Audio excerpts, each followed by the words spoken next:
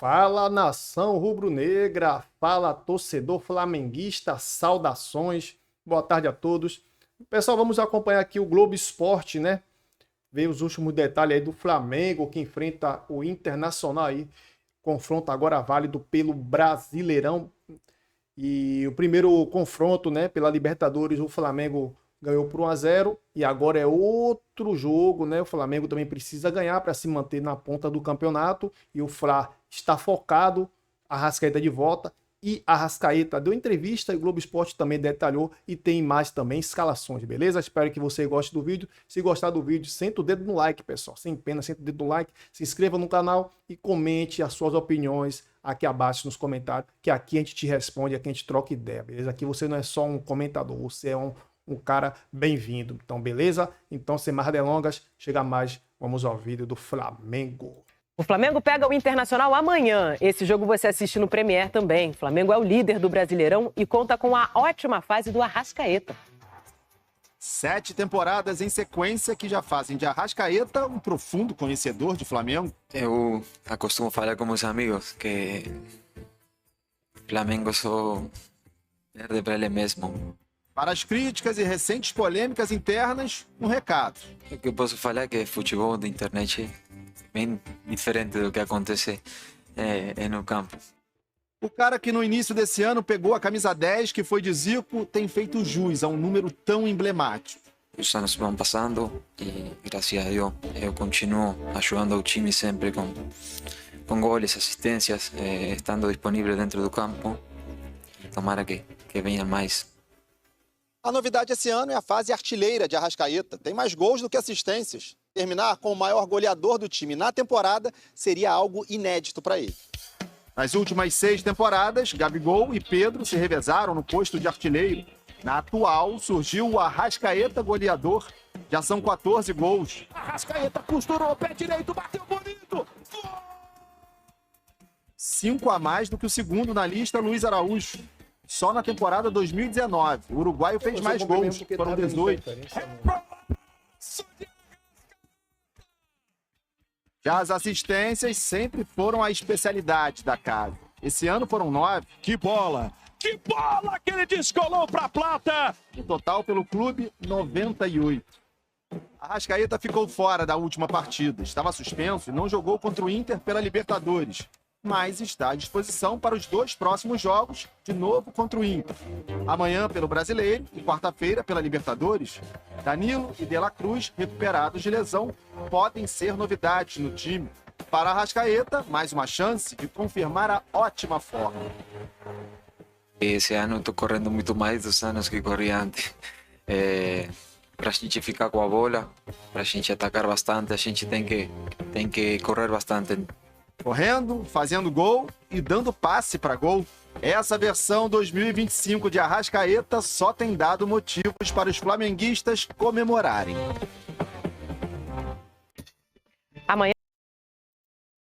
E nunca foi e nunca será perfeito. Você vai ter jogos perfeitos. Tem que melhorar a produção ofensiva, é ótimo, é óbvio. Eu falei há pouco, 12 gols em 10 jogos, é pouco. Não vence por mais de um gol desde a vitória sobre o São Paulo. Precisa mais. Tem que criar mais, finalizar mais. Isso já é um progresso. Isso é estatística, é só olhar. Está rematando mais de média distância. Pelo menos 1/3 dos chutes, às vezes metade quase, ou até metade. Inclusive os volantes, né? Inclusive os volantes estão finalizando. Os caras estão chutando mais. Mas agora, é um processo. Você pode apontar aqui os defeitos, o que tem que melhorar. Agora, o problema é a pessoa achar que não, já era para estar perfeito. Por que tinha que estar perfeito? De onde saiu isso? Que ideia de jirico é essa? Com todas essas mudanças. Então você perde. O cara mais decisivo da temporada é o Arrascaeta, não jogou. Você perde o meio-campo inteiro. O meio-campo era Gerson, De La Cruz e Pulga. Acabou. 2 machucados, um foi embora. Aí teve o Jorginho. Sim, mas o Jorginho está jogando com outro jogador. É outro cenário, gente. É outro cenário. O Emerson Royal consegue fazer o que o Wesley fazia? E não era o Pedro também. Não. E não era o Pedro também, porque estava machucado, né? Então, enfim, o time que começou a temporada não era nem o Pedro. Não tinha nem o Pedro à disposição. É tudo muito diferente. Então, isso é um processo. Vai levar um tempo. Tem que haver paciência e entendimento. As pessoas querem tudo perfeito. E parte da mídia coloca, bota lenha nisso, como se o Flamengo tivesse que ser implacável sempre. Como eu sempre falo, até escrevi isso ontem na rede social. É o único clube em que se cobra que tem atuações excelentes, que sufoca o adversário, que vence por mais gols. Mas não é o único que tem dinheiro investido. Tem outros que investem muito, até mais. Até mais esse ano. A cobrança é muito diferente. Isso é bem esquisito. Bem esquisito. A maior expectativa fica sempre em cima do Flamengo, né? O Flamengo fazer, né? Enfim. Tem isso, né, André? Ô, Alan. Pode falar. Não, fala. É que eu pensei que você não ia passar a palavra para mim, perdão. Hoje eu tô só te atrapalhando, vou calar minha boca aqui. Você sempre ajuda, irmão. Vai lá, não, pode falar. Não, é porque tem gente aí já no chat falando, porra, André mandando poupar no Brasileiro. Amigo, eu falo pra... Mando não, né? Que não mando nada, não mando nem aqui em casa. Eu falo pra poupar na Copa do Brasil, né, gente? Porra, você tá falando de Libertadores, meu amigo, é uma decisão de vaga na Libertadores. O Flamengo fez só 1-0 aqui do Maracanã, tudo bem, não tô nem dizendo assim, devia ter feito mais, não tô falando. Vamos falar a real. O Flamengo tem condições? Tem, porque o Flamengo tem se mostrado competitivo em casa, fora e tal, beleza, mas assim, a mobilização tem que ser toda para esse jogo. Toda para esse jogo. Libertadores não é Copa do Brasil, são, assim, amigo, o andar é a cobertura e o térreo, tá? Distância entre Libertadores e Copa do Brasil, né? Não, né? Terra é o Campeonato Carioca. Mas o primeiro andar é a Copa do Brasil. Não dá pra comparar. O Libertadores, amigo, o Flamengo, para pra pensar. O Flamengo ganhou a Copa Libertadores de 1981. Aí o São Paulo ganhou, o Grêmio ganhou. Tirando o Santos, que também ganhou antes do Flamengo, ganhou em 2011. Todo mundo ganhou esse negócio. E o Flamengo lá com a sua única, né? Lá e tal. Aí o Flamengo ganha 2, consegue chegar ao tricampeonato, igualar com os principais brasileiros campeões e tem a chance esse ano de passar todo mundo e ser o primeiro tetracampeão. Isso não pode ser descartado. Isso não pode. O brasileiro tem que ser tratado com importância. A questão toda é a mentalidade. O jogo de domingo não é para entrar com a cabeça de um jogo como era em outros tempos, de brasileiro, como se fosse nada. Não é isso que eu tô falando. Tem que entrar com a mentalidade, com a seriedade, tudo normal. Agora, na hora de escalar, pensa na quarta-feira. Pô, tem jogador aqui que tá com um desgaste um pouco maior e tal. Por que não tirar? Entendeu? É muito diferente de Copa do Brasil. Libertadores está muito acima, gente. Quando eu falo de brasileiro, é brasileiro em relação à Copa do Brasil. Libertadores sempre vai ser a prioridade, sempre vai ser a competição mais importante. É assim no mundo todo. Quem tem condições de ganhar a Champions League sempre prioriza a Champions League. Chegou o que você olha o Twitter, você espera o Pedro, centroavante, um dos maiores centroavantes do Brasil, você vai esperar que ele seja titular. Mas você não pode ficar assustado do Bruno Henrique ser o titular, pô. Diante do que ele já entregou, do que ele entrega pro Flamengo. Ainda mais num jogo decisivo como esse, com o Maracanã pedindo... E fez sentido você ver o Bruno Henrique em campo. Não só pelo gol. Eu acho que só falar que deu certo porque escalou, achou errado. Tem que ver a questão do jogo. Ele entregou o jogo. Ele chegou... O Samuel Lino foi um dos melhores do jogo, acho que muito por causa do Bruno Henrique, da aproximação que os dois tiveram, do estilo de jogo que os dois têm. Então, eu acho que o Filipe Luiz, ele tá mostrando cada vez mais que as pessoas têm que acreditar no que ele pensa pra cada jogo. E é o que eu falei, a gente não tá acostumado com técnicos que pensam igual os técnicos europeus pensam, que cada jogo é um jogo. Não existe titular absoluto, tirando o Léo Ortiz e o Léo Pereira, o time todo do Flamengo, ele muda diante do adversário. Vai mudar na lateral, vai mudar no meio de campo, vai mudar no ataque, e quando ele opta pelo Bruno Henrique no lugar do Pedro, é porque tem um porquê disso, é porque ele acha que vai funcionar. E aí não tem por que criar também uma intriga de e o GPS, e por que o Pedro tá no banco e tal. Cara, é a convicção do técnico. O técnico acha que é o melhor. E o elenco do Flamengo tem opções pra isso. Pra você botar um reserva e não achar que é absurdo esse reserva ser o titular. Eu achei que assim, a escalação do Bruno Henrique ela foi totalmente justificável do ponto de vista daquilo que o Felipe acredita em termos de jogo e principalmente pelo que o Flamengo se propôs a fazer no primeiro tempo. Pela primeira vez eu vou concordar com o Fio, isso vai até contra a minha índole. Mas eu vou concordar em relação a dois aspectos. Primeiro, essa questão do Flamengo mudar muito do primeiro para o segundo tempo, porque nos últimos jogos eu tinha observado que o Flamengo até tentava jogar no segundo tempo, por vezes perdia o controle do jogo e tudo mais. E do primeiro para o segundo tempo eu senti uma mudança brusca, na minha visão até de postura e entendimento do jogo. Não do Flamengo jogar de sacanagem, não é essa questão da postura. O meu ponto é que o Flamengo, em determinado momento do jogo, aparentou estar satisfeito com 1-0. Mas você acha em que algum foi, momento. isso pode ter sido cansou, recado do Felipe Luiz ou o time sentiu? Não, eu acho que o time sentiu, porque, por exemplo, você vê que logo no início do segundo tempo, o Roger faz uma mudança significativa taticamente no time, que ele joga suas linhas um pouco mais pra frente para ocupar o meio campo. É o principal que ele faz. E não faz mudança nenhuma. E é natural que com essa escalação o meio campo do Flamengo não fique tão povoado assim. Sim. Você vê que tem o Alan e o Jorginho e o restante é mais pra frente. Ontem ele fez uma mudança importante, ele bota o Plata por dentro e o Luiz Araújo na direita, diferentemente do que muita gente previa, que era o Luiz Araújo emulando o que faria o Arrascaeta, o Plata que jogou ali naquela função. Eu achei muito flagrante a queda do Flamengo do primeiro pro segundo tempo e concordo que o Flamengo cansou. Principalmente no segundo... E já não é de hoje que o Flamengo vem cansando. Exatamente. O problema é que é todo jogo, né? O Flamengo entrega tudo no primeiro tempo. Toda disposição, marcação, pressão, marcação da saída de bola do adversário. Alto. Chega o segundo tempo, os caras morrem, cara. Samuel Lino, ele, assim, é um jogador que não tava jogando tanto assim. Sim, 90 sim. minutos. Aí o torcedor fala assim, mas cadê o Saul?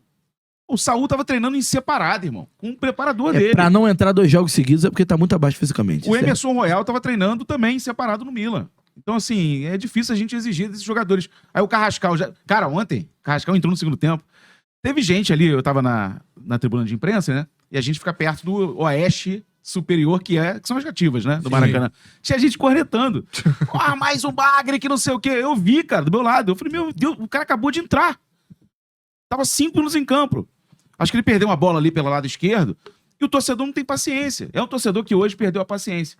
É um torcedor muito diferente daquele rubro-negro de antigamente. Sim. Que viu times muito ruins, se acostumou com a mediocridade e sabia que o fator fundamental que fazia o Flamengo vencer era a arquibancada. Hoje o Flamengo não precisa mais da arquibancada para vencer o jogo. Essa é a verdade. Você acha que o torcedor virou mais cliente? De chegar e achar, comprei ingresso, tô comprando a vitória. Tô comprando mas isso é normal, cara. Eu acho que geral e na proporção do Flamengo é maior porque tem muita gente. Isso é normal. O torcedor do Vasco entendeu isso tardiamente, na minha opinião. Porque tinha uma briga danada entre as organizadas e coisa e tal. Sim. Aí quando entendeu que tinha que unir pro Vasco conseguir minimamente vencer jogos, o Vasco começou a pelo menos dar alguma resposta. O Vasco dos últimos anos foi isso. Então, assim, você ia pra São Januário, o clima era muito diferente do Maracanã em todos os jogos. Eu faço todos os jogos, né? Vocês também, acho que circulam entre os estádios. Fluminense, Flamengo, jogos normais, né? Não tô falando de jogo de Libertadores, que é uma outra mobilização. Jogo do Botafogo. O do Vasco era um negócio assim, anos 90 total. Porque a torcida entendeu que se não apoiasse, o time ia perder, irmão. O time é ruim. Né? Se não chiasse. O do Flamengo não, o cara vai esperando já uma grande goleada. Você quer um exemplo? Eu fiz Fluminense e Inter, os 2 jogos. Cara, o Inter inexistiu contra o Fluminense. Sim. Jogou de maneira ridícula contra o Fluminense, já tinha jogado mal contra o Vasco, só não perdeu porque o cara expulsou o Léo Jardim, aí botou o Fusato e o Carboneiro fez o gol de empate lá, mas o Vasco jogou melhor em Porto Alegre. Aí o torcedor do Flamengo viu assim, cara, se o Vasco jogou melhor contra o Inter, se o Fluminense jogou melhor nos 2 jogos contra o Inter, o Flamengo tem que amassar, o Flamengo tem que golear. Aí vai pro Maracanã, é 1-0 só, porra, agora ferrou. Porra, era pra ter matado o jogo aqui no primeiro tempo, 2-3-0 e levar o jogo pra Porto Alegre. Então é isso que eu acho que é o pensamento do torcedor do Flamengo. Pô, o Inter hoje é muito mais fraco do que no início do Campeonato Brasileiro, quando todo mundo falava assim, o Inter vai disputar o título, lembra? No jogo foi 0-0 o primeiro jogo. E aí muita gente, foi até um resultado ok, porque o Inter... Até para a torcida mesmo. A análise sobre o Inter ela foi mudando no decorrer do tempo. Agora, eu acho uma coisa positiva em relação à torcida quando ela cobra desempenho.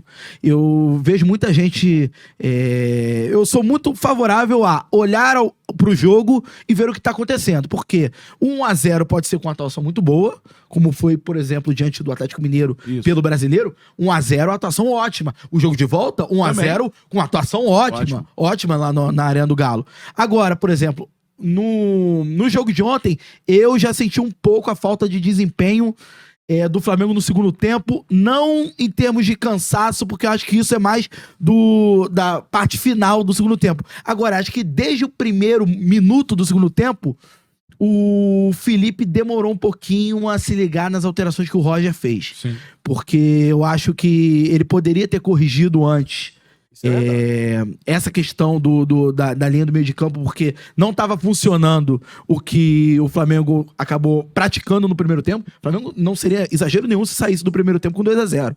Exagero nenhum. O Rocher trabalhou... É um padrão que a gente consegue falar isso dos últimos jogos. Sim, exatamente. E muito bem, e aí a gente pode falar dos outros jogos e não seria exagero nenhum tomar um empate. Sim, exatamente. É igual os últimos jogos. Por exemplo... E aí quando vira um padrão tem algo errado. Eu acho que tem algo errado. O Flamengo ficará em Porto Alegre até a próxima quinta-feira. Enquanto estiver na capital gaúcha, o elenco rubro-negro treinará nas instalações do Grêmio. A gente vai enfrentar, já foi, é um time que não cede muitos espaços, um treinador que é muito inteligente, que por mais que a veces as equipes não passam por grandes momentos, tem jogadores que são cruciais em jogos decisivos. Para o jogo de amanhã, o técnico Felipe Luiz poderá contar novamente com Arrascaeta, que cumpriu suspensão na última partida. Por outro lado, o lateral direito Emerson Royal, com uma leve lesão no tornozelo esquerdo, não deve ficar à disposição. Varela pode assumir a posição. Já o meia de la Cruz, que tinha uma lesão no joelho, treinou com o grupo nos últimos dias e tem boas chances de ser relacionado. Quem também pode ficar disponível é o zagueiro Danilo, recuperado de uma lesão na coxa direita. Fora de campo, o técnico Felipe Luiz precisa conviver com críticas da torcida, apesar do Flamengo estar na liderança do Campeonato Brasileiro. A gente sabe que o Flamengo é diferente, a pressão aqui é muito grande e a vezes não valorizam o trabalho que o Felipe está fazendo com esse elenco. Por mais que você tenha um elenco muito qualificado, outros treinadores não conseguiram fazer o que ele está fazendo. Então, de tirar o chapéu do que ele tem feito, da forma que a gente joga. Pelo lado do Inter, o zagueiro Vitão volta a ser... Fala, nação, estamos de volta e o Flamengo, né? Estuda aí nova proposta pro Brasão, né? Se dobrar o valor, fazer oferta de 15 milhões de euros por um jogador que atua no Santos, pessoal. A multa do Brasão é muito alta, mas muito alta mesmo, né? O Santos recusou a primeira investida aí do Flamengo, né, para contratar o goleiro Gabriel Brasão. O clube carioca ofereceu 7 milhões de euros, cerca de 34,2 milhões por 60% dos direitos econômicos do atleta, pessoal. Mas o Peixe considerou o valor muito abaixo do esperado. O Peixe está querendo muito, hein? A diretoria santista deixou claro que não fecha as portas para a negociação, mas só pretende avançar em conversas se os números forem significadamente, né, maiores. Internamente, o Santos avalia Brasão em pelo menos 15 milhões de euros, mas realmente vale porque é um dos revelação do brasileiro. O tanto de defesa que esse cara fez pelo Santos, até contra o próprio Flamengo, né? E foi ali que o Flamengo tomou a decisão, né? A busca do Flamengo por um goleiro tem explicação direta. Matheus Cunha, reserva imediato do Rossi, assinou pré-contrato com o Cruzeiro e deixará o clube em janeiro de 2026, pessoal. A diretoria considera que a reposição precisa ser imediata, né? E a importância de Brasão para o Santos é o seguinte, né? Ele soma aí 58 jogos pelo clube, né? E ganhou destaque com defesas importantes, chamando a atenção de outros clubes brasileiros também, né? Chegou a se falar nele também, acho que foi no o time da Itália, foi o time que o Beltrán joga, Fiorentina, né?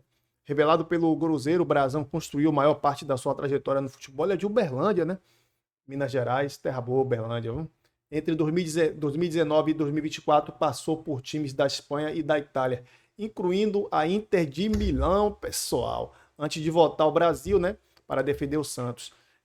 Flamengo terá que investir no goleiro, né? Matheus Cunha de saída, mas não é um reserva à altura do Rossi, o Brazão, e o Rossi vai ser pau a pau. Eu acho que vai ter até briga para ser titular, viu?